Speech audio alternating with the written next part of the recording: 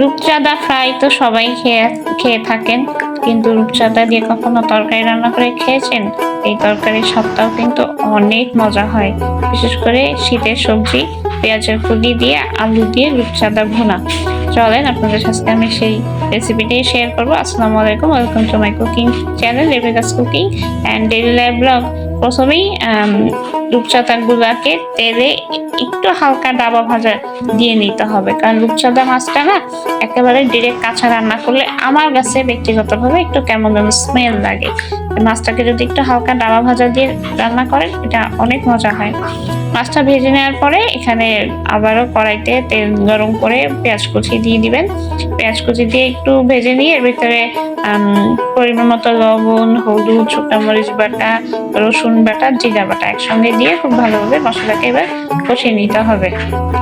মশলাটা খুব ভালোভাবে কষানো হয়ে গেলে এর ভিতরে সামান্য একটু পানি অ্যাড করবেন। এই পানি দিয়ে আরেকটু ভালোভাবে মশলাটা কষিয়ে হবে যেন কাঁচা গন্ধটা চলে যায়।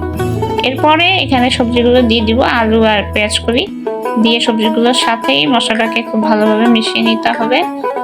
মশলাটা ভালোভাবে মিশানো হয়ে গেলে এখানে আরো কিছু পরিমাণ পানি অ্যাড করে দিতে হবে। পানিটা অ্যাড করে খুব ভালোভাবে আবার একটু নেড়ে চেড়ে এটাকে কিছু সময়ের জন্য আমরা ঢেকে রাখবো। ঢাকনাটা তুলে দেখতে পাচ্ছেন ঝোলেতে বলক চলে আসছে।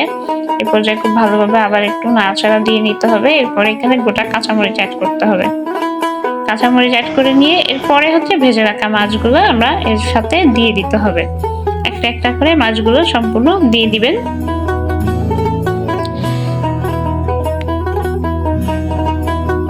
মাছ দেওয়া হয়ে গেলে এটাকে আবার কিছু সময়ের জন্য আমরা ঢেকে রান্না হতে দিব।